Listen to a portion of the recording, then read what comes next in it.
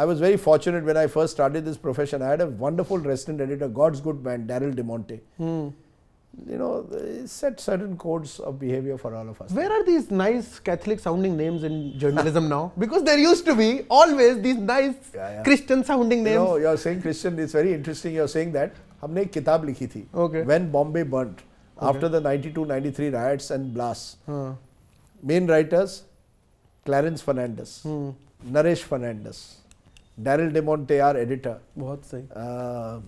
And you know, there were lots of Christians, as there were from every group in our newsroom. You know, newsroom was a microcosm of what this country or what Mumbai was all about. कहाँ गए वो लोग? And nobody read our book called When Bombay Burned क्योंकि कोई हमें जानता नहीं था. Nobody interviewed us. There was no Samdish to interview us. And I was still being conceived. You were still being conceived. So we wrote this book, and I think it's a great document of those 3 months, which for me, frankly, Samdish, were the most traumatic months as a journalist. I mean, over the years, whatever I've done on TV, nothing has really made me as traumatized in a way. Not even Gujarat 2002. I was going to ask that. Yeah, yes. Because Gujarat 2002, yes, in a way, because my grandmother was living there in a building where 80-90% of the rest of the people were Muslim. In Gujarat, at that point. Yeah, so in Ahmedabad, my grandmother was living at the spot which divides sort of Hindu. And she was Hindu? She was Hindu, yeah, right. Mrs. Pant. Her husband was a former IG of police, the longest serving head of the police there. He had passed away. And all the Muslim families came to her, and she rang up the commissioner and said, if anyone does anything to any of them, I will hold you responsible. There was, I think Mr. P.C. Pandey was the police commissioner. She was quite a woman, my grandmother. And she was very clear on that. And she continued to live in that area. When a number of people left that area, she still stayed. You were at Bombay and how it traumatized. So this was Ahmedabad. So that it was traumatic in a way. Why? But like even so, Mumbai was more. Because I had grown up there. Yeah. You know, man, you know, I was a Mumbai boy, a South Mumbai kid, and I think the riots woke me up. And what did it do to you to see your city burning like that? It was traumatic. I mean, I'll never forget some of the sights in Antop Hill, in Bandra, you know, seeing some of the, and remember it was pre-TV, so I didn't have I can't give you the visual imagery like I can give you of Gujarat. But you know, there were these guys going with these swords in their hand, and it was bad. Huh? Yeah, of course. I mean, I you know, to me, that was in that sense far more traumatic because, as I said, I had grown in cosmopolitan South Mumbai. I was the towny South Mumbai kid, went to an elite institution. Now I'm going to parts of the city, Devnar, Behrampada, Antop Hill, and suddenly seeing people's houses being burned. It wasn't easy, right? A lot of people only talk about my 2002 riot coverage because it was in the age of TV. 92, 93, out there, I was, you know, in leading a team of fantastic young reporters. But we were out there almost every day, documenting what was happening. आप जो देख रहे थे वो आपको कैसे affect कर रहा था? It was affecting me because I was being woken up from the reality, from my sort of imagined dream of a Mumbai of everyone. और एक romanticized India जो romanticized Mumbai भी, romanticized Mumbai. वो उस वक्त टूटा. बिल्कुल टूटा. That romance.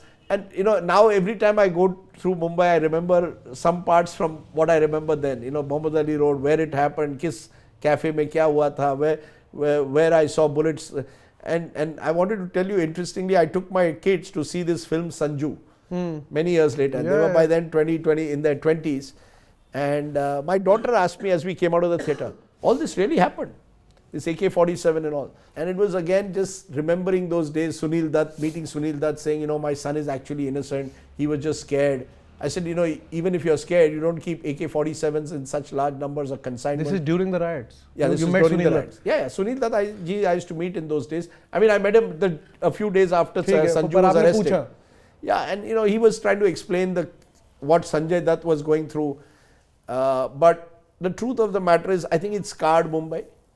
You know, all of these riots and all leave their impact well beyond that time. It's like when I come, you know, I in Panchil Park, when I walk, there are Sadaji friends who lost their shops, who lost their loved ones during 84.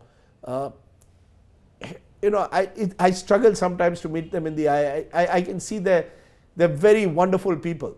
And, you know, to think that someone should have his shop attacked or be family members attacked only because they belong to a religious community. I'm coming back to what is a favorite topic for me, but favorite because it angers me, and I can't accept that this is the that this should ever happen in India to anyone. And why do you think? कभी सोचा तो होगा आपने कि ये क्या सोच है जो किसी को तलवार उठाने पे या जो भी हथियार उठाया हो यार धर्म के नाम पे नहीं लेकिन यार ऐसा तो नहीं है ना कि वो किसी और दुनिया से आते हैं.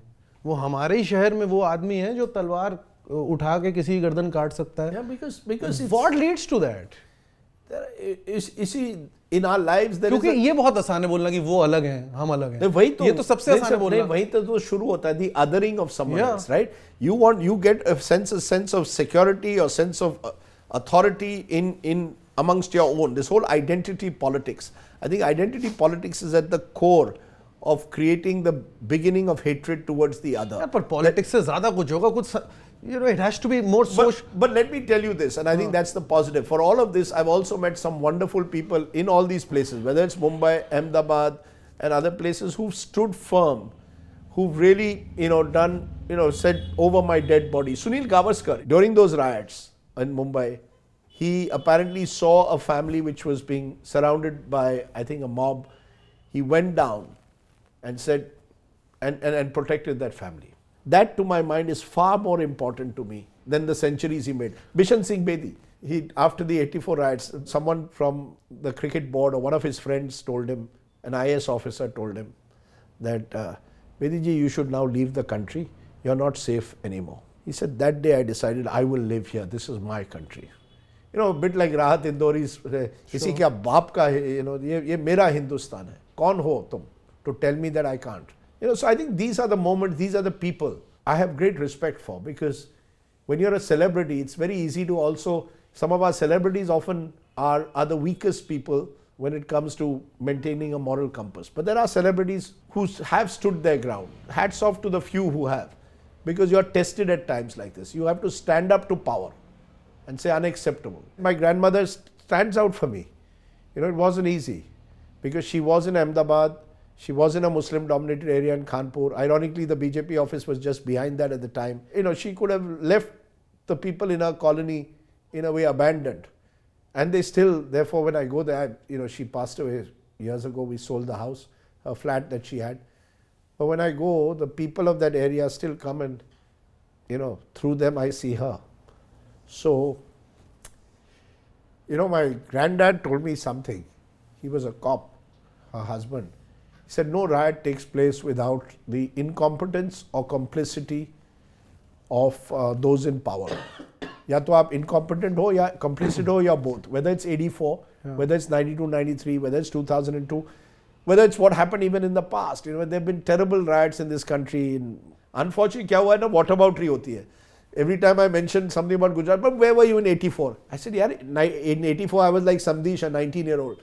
In college. Then we do some kind of a scorecard.